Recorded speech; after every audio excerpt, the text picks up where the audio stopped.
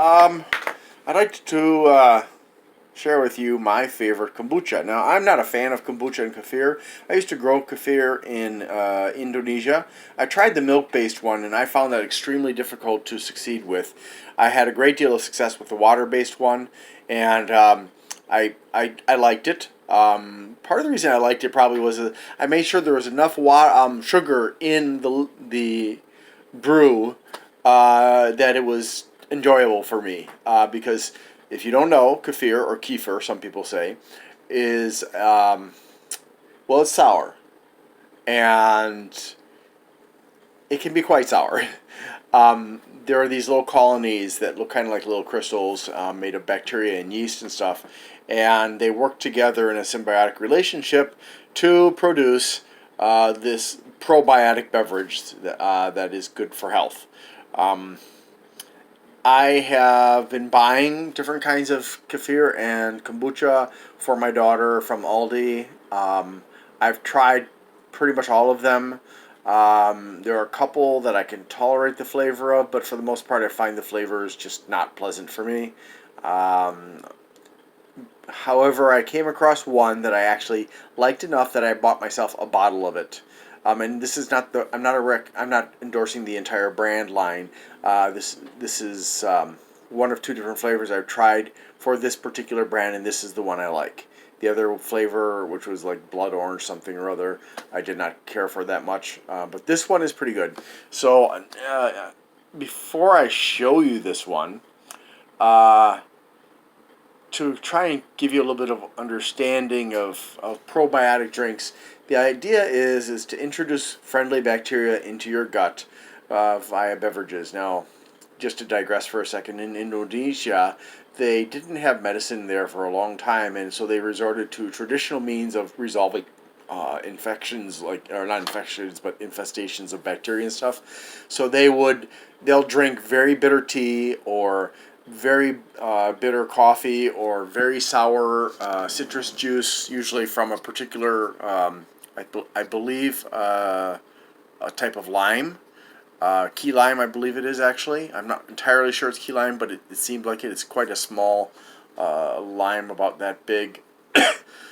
And they'll resort to drinking that very sour. And basically, the principle is you consume something you don't normally consume to shock any bacteria that are in your belly. I had a personal experience more than once with bacterial diarrhea, and I discovered that there's a brand in Indonesia of a probiotic drink, a yogurt drink called Yakult from Japan, and another one from Indonesia called VitaCharm. And I found that the VitaCharm variety was more effective, although the original flavor was the most effective compared to the flavored ones that had like an added flavor like strawberry or something like that. I had one time I had my problems for a whole week. I was running back to and forth between the bathroom so often. It was just really, I mean, I was raw. I was unhappy, and finally I had my wife grab some VitaCharm, and uh, I followed the recommendation that I'd seen on the internet, was take two bottles, consume them, and then wait, I think it was like an hour, and then take two more bottles. And I followed those instructions. And now remember, I was going to the bathroom several times a day, and nothing was coming out normal. Nothing was getting digested normally. It was pretty severe. One of the worst cases I've ever had, actually, of bacterial induced or amoebic induced diarrhea. It, it seemed like nothing stayed in very long. So I did that, and it stopped. I mean, literally, I was cured. So people can argue that probiotics don't drink in. They don't always. In fact, if you get probiotics and you consume too much, or you consume it past its date, it may have no effect. It may have the wrong effect. I'm a lactose intolerant, so I can't have kefir anymore, which is, you can get two different varieties. There's a milk-based one and a water-based one. I grew both of them, but the milk-based one didn't work out for me. It was very difficult. The water-based one was very simple to take care of, and I actually was able to multiply the colonies. I also did that for a friend of mine in Milwaukee. Um, with the same result. It's very easy. Highly recommend it. You can sweeten it a bit. But anyways, I have gone on and on far longer than I probably should have. You've probably fallen asleep. I'm sorry about that. So now I'd like to introduce you to the one kombucha I found that I actually want to drink. It is Health-Ade Kombucha Cayenne Cleanse. Now, they say it's a tea. I don't know yet why it's a tea. I have to look at try to look at the ingredients. But here is the nutrition facts and the ingredients. Why don't you go ahead and, I hope it's gonna, there we go. Now it's focused. Okay. So, apparently there's black tea and green tea in here. There's also cane sugar, ginger, cayenne, lime juice. Yeah, so it's organic, which is really great. So that's why it's called a tea, because it's got two kinds of tea. And okay, so there's just a little blurb there. Doesn't necessarily make a difference, but I'm using pictures of peppers. Okay, so I just wanted to do this review for you. Not for me, because I already know I like this one, which is why I bought it today. I just wanted to share with you about it. So the first thing you'll notice in this one in particular, and I should point out that several kinds of companies producing kombucha produce a ginger variety. I've tried them. I'm not a fan. This one has a ginger smell to it. And like I said, there is ginger in it. I think I said there's ginger in it. My eyes are not working now. Oh boy. Cold pressed ginger. Yeah, ginger juice. There we go. Got it. And it's cold pressed. If you're not familiar, cold pressed is probably the best way to produce juice. It's better than chemical. It's better than hot pressed. Because it alters everything the least. Contaminates the least, too. So, I like ginger beer. Not such a big fan of ginger ale, but ginger beer I've always liked. Ever since I was a kid, every year my parents would get me some ginger beer, the non-alcoholic variety, of course, for a stocking stuffer.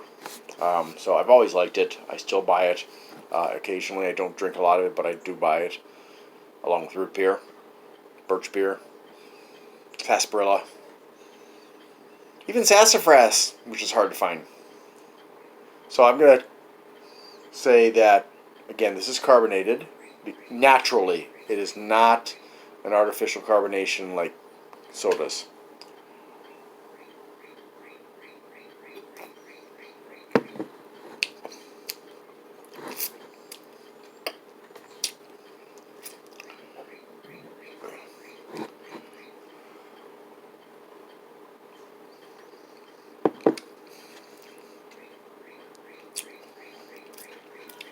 It's a very interesting blend of flavors.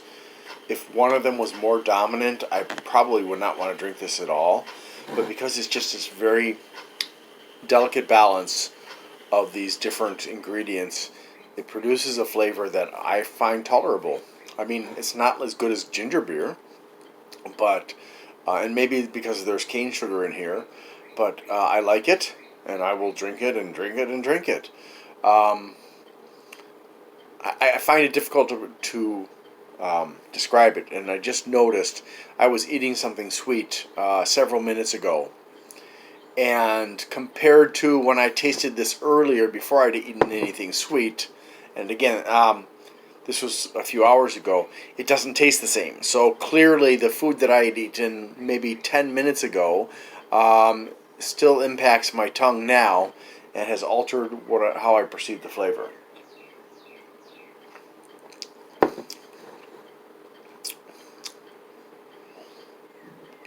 Yeah, so it's kombucha is sour, and I'm not a big fan. I mean, this is not. I drink this more because of my health, because I have IBS and I have lactose intolerance. Not so much for the flavor, because this one is the only one that I can really tolerate the flavor of. So I just wanted to share that with you. And I've only tried out one other flavor from this company. I didn't care for it that much. It was the blood orange one. But this one's nice. You can try and maybe you'll find one that you like.